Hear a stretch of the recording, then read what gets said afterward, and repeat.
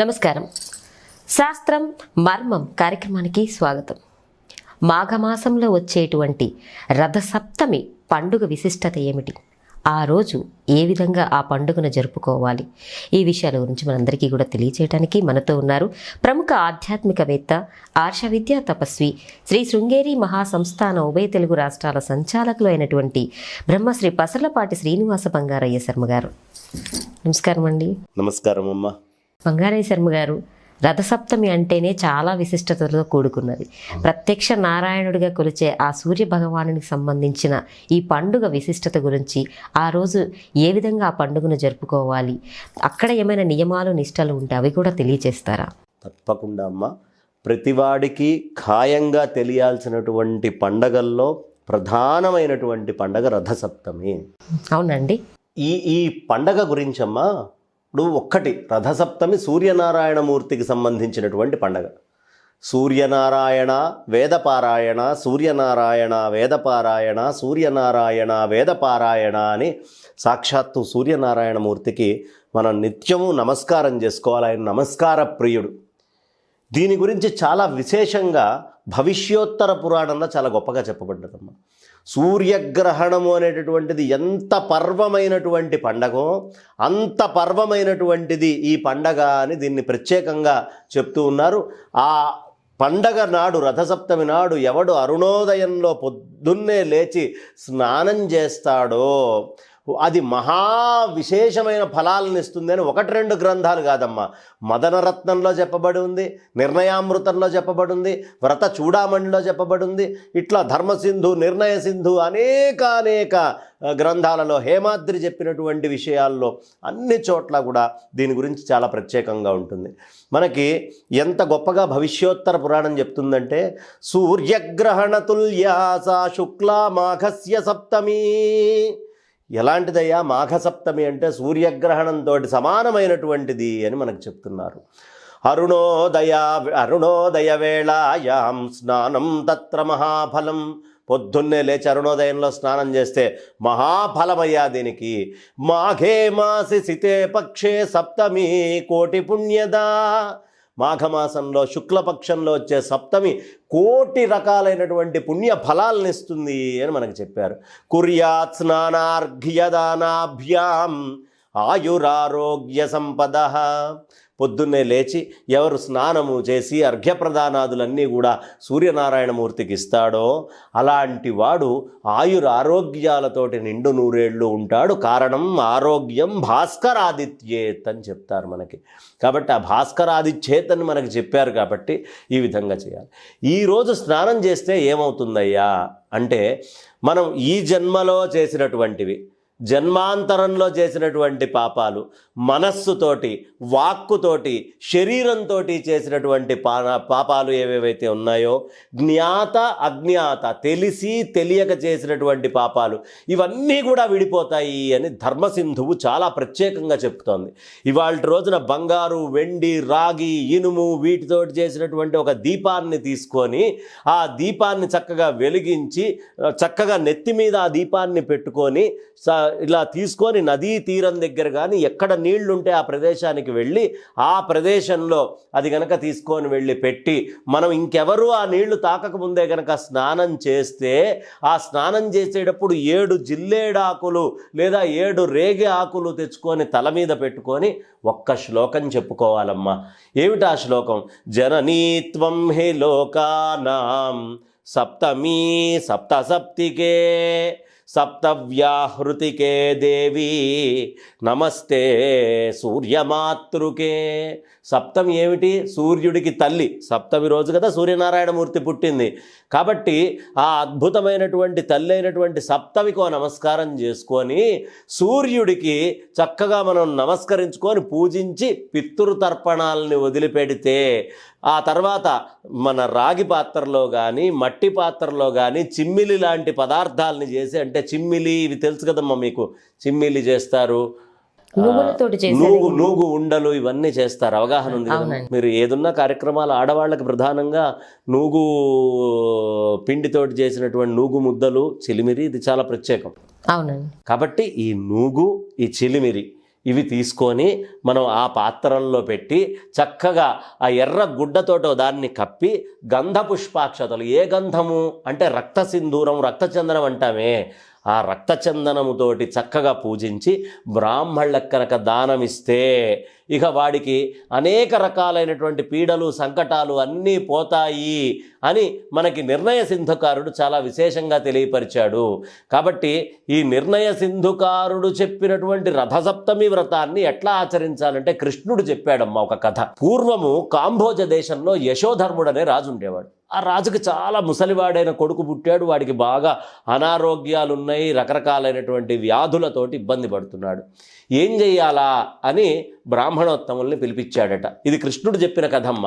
బ్రాహ్మణోత్తముల్ని పిలిచి ఆ బ్రాహ్మణోత్తములందరూ వచ్చి, నాయన ఏం లేదు, వీడి జాతకం మేము చూసాము, పూర్వజన్మలో వీడు చాలా లోభి, ఎదుటివాడికి పెట్టటము అనేటటువంటిది వీడికి తెలియదు. కాబట్టి ఈ తెలియనటువంటి పాపానికి కాను ఆ లోభిత్వము ఏదైతే ఉందో దానివల్ల వీడికి అనారోగ్యం వచ్చింది అని ఆ అనారోగ్యాన్ని సుస్పష్టంగా చెప్పారు.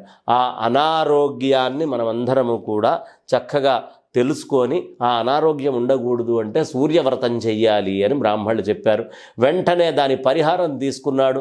ఇక చక్రవర్తి ప్రత్యేకంగా చేశాడు. ఏం చేయాలయ్యా, మాఘ శుక్ల సప్తమి రోజు తెల్ల నువ్వుల మొత్తము పిండి తీసుకొని ఒంటి నిండా రుద్దుకొని స్నానం చేసి నదిలో కాకపోతే ఇంకెక్కడికైనా సరే వెళ్ళి దేవతలకి పూజ చేసి అక్కడ బ్రాహ్మణులకి దానాలు ఇవన్నీ ఇవ్వటం వల్ల అతని యొక్క ఆ అనారోగ్యం అంతా కూడా తొలగిపోయింది అని మనకి పెద్దలు చెప్తారు. కాబట్టి అలా తొలగిపోవడము అనేటటువంటి దానికోసం చేయవలసినటువంటి పనిని మనకి స్పష్టంగా ఇక్కడ తెలియపరుస్తోంది.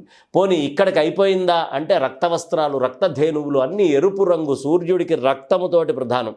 అలాగే హేమాద్రి అనేటటువంటి ఆయన ఎన్ని రకాల వ్రతాలు చెప్పాడు తెలుసా అమ్మ?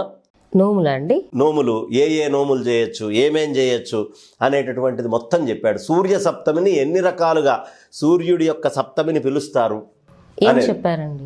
దీన్ని రథసప్తమి, కళ్యాణ సప్తమి, కమల సప్తమి, శర్కరా సప్తమి, అచలా సప్తమి, రథాంక సప్తమి, మహాసప్తమి, జయా సప్తమి, విజయా సప్తమి, జయంతి సప్తమి, అపరాజితా సప్తమి, మహాజయా సప్తమి, అలాగే నందా సప్తమి అని కూడా దీన్ని పిలుస్తారమ్మా.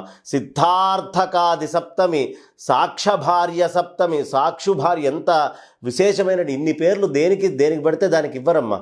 అలా సాక్షుభార్య సప్తమి అంటారు. అలాగే సర్షప సప్తమి అంటారు. మరీచ సప్తమి అని కూడా దీన్ని పిలవడం ఉంది. మార్తాండ సప్తమి అని పిలుస్తారు. సూర్యపుత్ర సప్తమి అని కూడా పిలుస్తారు. సప్తసప్తి సప్తమి అని కూడా దీన్ని పిలుస్తారు. అర్క సంపుట సప్తమి అని పిలుస్తారు. నింబ సప్తమి అని పిలుస్తారు. మరీచ సప్తమి అని పిలుస్తారు. ఫల సప్తమి అని పిలుస్తారు. ఇట్లా ఎన్ని పేర్లున్నాయో, ఎంత ప్రాధాన్యత లేకపోతే ఇన్ని పేర్లు తీసుకొని వచ్చి ఈ సప్తమిని ఇంత విశేషంగా చెప్తారమ్మా. కాబట్టి సప్తమిలో ఉదయాన్నే గంగా నది ఎక్కడ ఉన్నా అన్ని నీళ్లల్లోకి వెళ్ళి పేరుకొని కూర్చొని ఉంటుంది. ఆ స్నానం చేసేటప్పుడు గంగా గంగేతి యో బ్రూయాత్ యోజనానాం శతైరపి ముచ్యతే సర్వపాపేభ్యో విష్ణులోకం స గచ్చతి అంటారు. విష్ణులోకానికి తీసుకెళ్ళేటటువంటిది. నిత్యము సంధ్య వార్చుకునేటప్పుడు మేమందరం ఆ సత్యేన రజసా వర్తమానో నివేశయన్ అమృతం మత్యంజ హిరణ్యయేన సవితారథేన దేవోయాతి భువనా విపశ్యన్ను అని మేము చెప్పుకుంటాం. హిరణ్యరథాన్నెక్కి వెళ్తున్నాడు, ఎంతో సుందరంగా ఉంటాడు ఆయన. అలాంటి ఆయన్ని మేము ఆరాధిస్తున్నాం. ఆ సూర్యుడి రథానికి చక్రం ఒక్కటే, ఆ చక్రానికి అద్భుతమైనటువంటి గుర్రాలు 7 ఉన్నాయి అని దానికి ప్రత్యేకంగా చెప్తారు. దాన్నే రథే విశ్వమయే చక్రమం కృత్వా సంవత్సరాత్మకం ఛందాంస్య స్వాహ సప్తయుక్తా స్వయం పర్యేతి భావయన్. ఇక్కడ ఒకే చక్రము అని చెప్పడంలో మనకి చాలా విశేషమైనటువంటి ఛందస్సులన్నీ ఏవైతే ఉన్నాయో అవన్నీ అక్కడే కనిపిస్తూ విశ్వానికి మూలమైన పరమాత్మని చెప్పారు. అలాగే 7 గుర్రాలు అన్నాం. 7 కిరణాలు కదమ్మా ఆయనలోంచి వచ్చేది.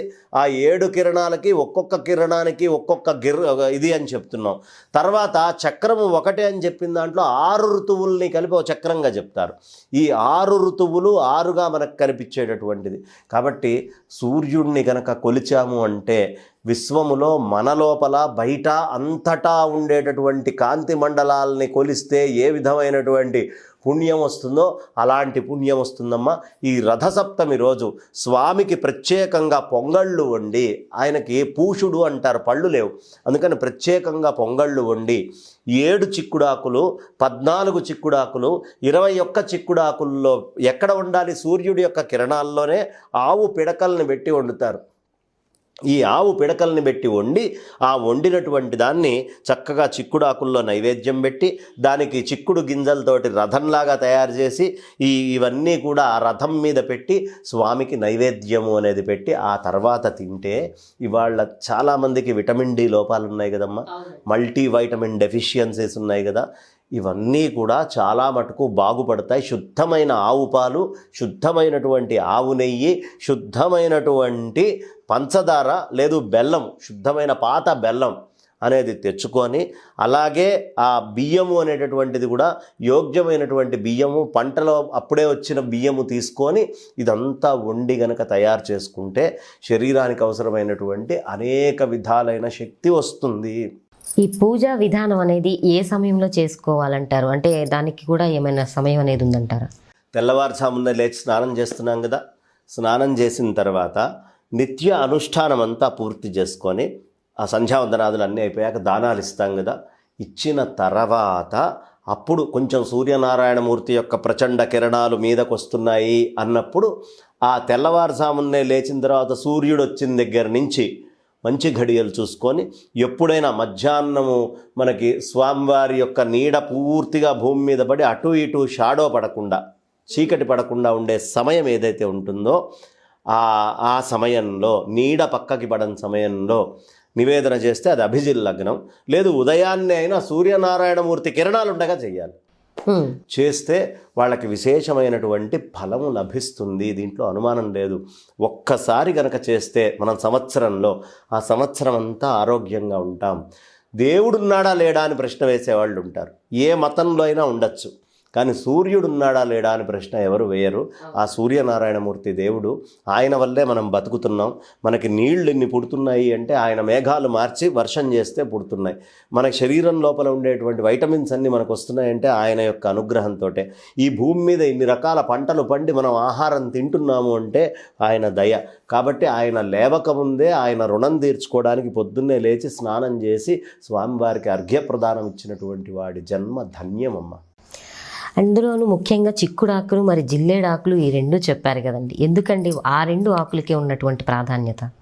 చిక్కుడు ఆకుని సూర్యనారాయణమూర్తి యొక్క ఈ కిరణాలతోటి మాత్రమే వస్తుంది. శివరాత్రి అయ్యాక ఇంకా తినకూడదని చెప్తారు. మాఘమాసము దాకానే ఇది తినడానికి హక్కు. సౌరశక్తిని బాగా గుంజుకుంటుంది, అందుకనే ఆ పంట ఆ సీజన్లోనే వస్తుంది. అలాగే జిల్లేడాకుల్ని అర్కపత్రాలు అంటారు. అర్కము అంటే సూర్యుడు. ఇందాక చెప్పుకున్నాక అర్క సప్తమి అని ఒక సప్తం వచ్చింది కదా.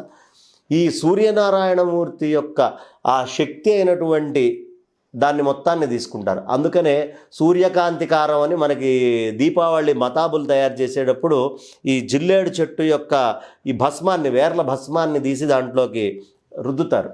సూర్యుడి యొక్క కిరణాల్ని ఆమూలాగ్రం గుంజుకుండేటటువంటి వాటిల్లో జిల్లేడు చెట్టు ఒకటి.